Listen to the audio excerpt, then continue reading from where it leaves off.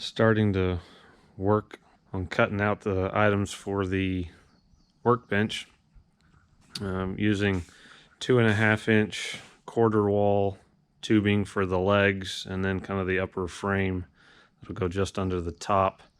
And then I'm using 2-inch square by 3/16 wall for the kind of the skirting at the bottom to stabilize it. Current setup, running about 20 years old with a Makita chop saw, and then using the Blue Star 185 to power it.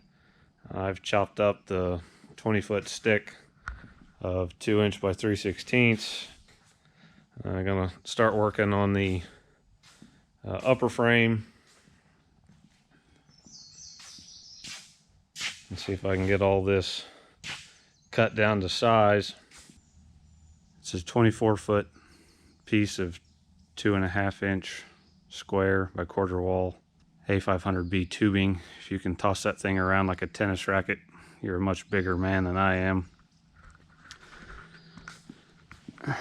Ideally, between table legs, I would be at 55 inches. I'm running mine.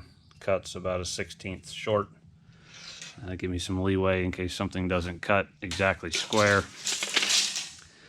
A dead blow hammer does serve well to hold the saw down, so I can just butt the tape measure up against it. But as much or more than that, when I'm adjusting something that's this long, it's a nice persuader on the end of the tubing before I clamp it down to give it just small nudges, and it does a pretty good job of it. The table is 4 foot by 6 foot.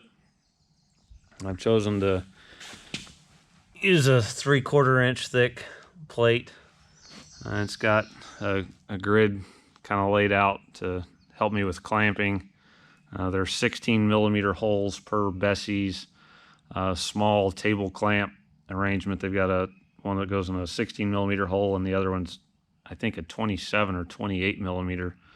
For the multi-purpose use of this table, I didn't want to sacrifice that much material out of the top, so I'm going to be able to use the smaller clamps and or just run a 1/2-inch bolt through it and with some kind of plate or bracket to clamp something down.